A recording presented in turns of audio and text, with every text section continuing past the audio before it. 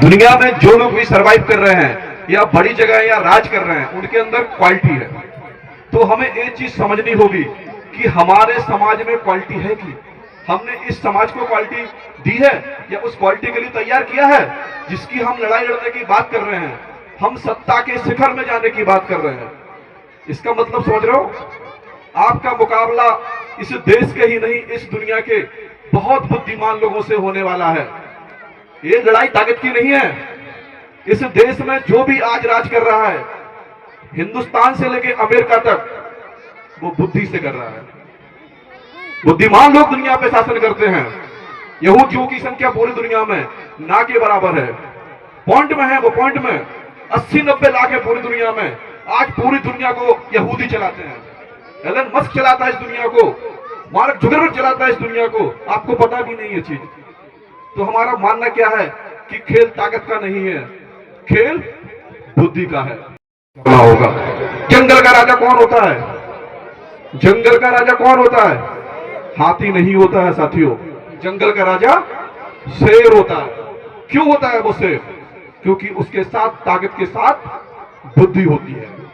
तो हमारा कहना है, आप माता बहनें बैठी हैं सारी यहाँ, as a teacher, as a professor, मैं हमेशा कहता हूं इस दुनिया में सबसे बड़ी चीज शिक्षा है, एजुकेशन है, नॉलेज है।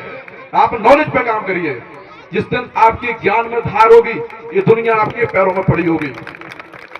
मैं बहुत छोटी जगह से निकला हूं, बुंदेलखंड के एक छोटे से गांव से आता हूं, और मैं बड़ी जलवा कायम कर रखा है और आपकी लड़ाई लड़ता हूं, बहुजन समाज की लड़ाई लड़ता हूं। मैं क्यों लड़ता हूं लड़ाई?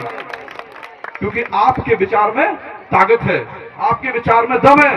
आपका विचार पूरे देश को ही नहीं, पूरी दुनिया को रास्ता दिखा सकता है। इतना महान विचार है मानवतावादी विचार।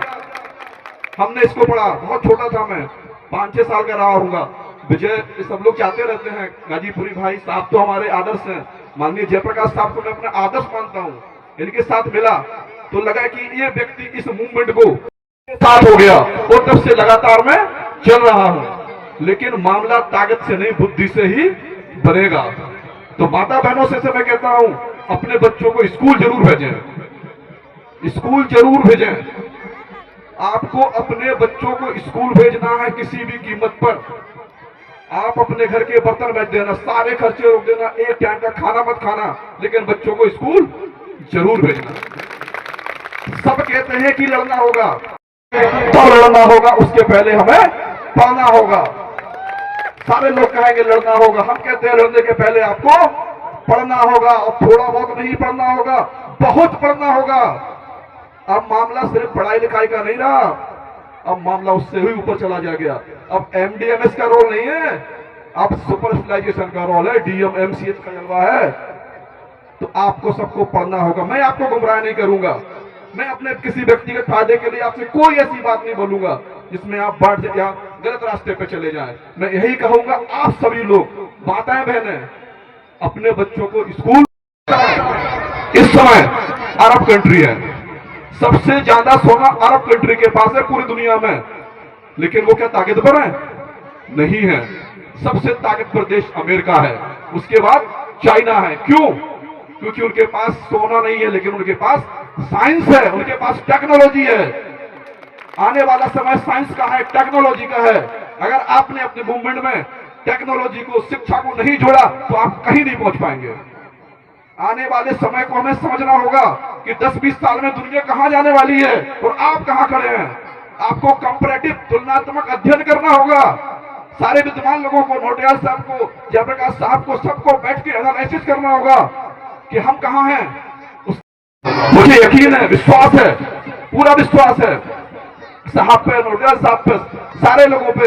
इस आंदोलन को शिखर तक ले जाएंगे, इस आंदोलन को शिखर तक ले जाएंगे और इस देश का पहला बहुजन प्रधानमंत्री बना के देंगे।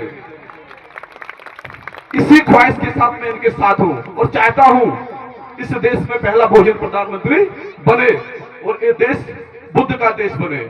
ये देश शांति, प्रेम, भाईचारे, सद्भावना, समता, समानता का देश बने। जिस दिन हमने अपना प्रधानमंत्री बनाला, उसी दिन ये जो संविधान दिवस हम मना रहे हैं वो सफल हो जाएगा।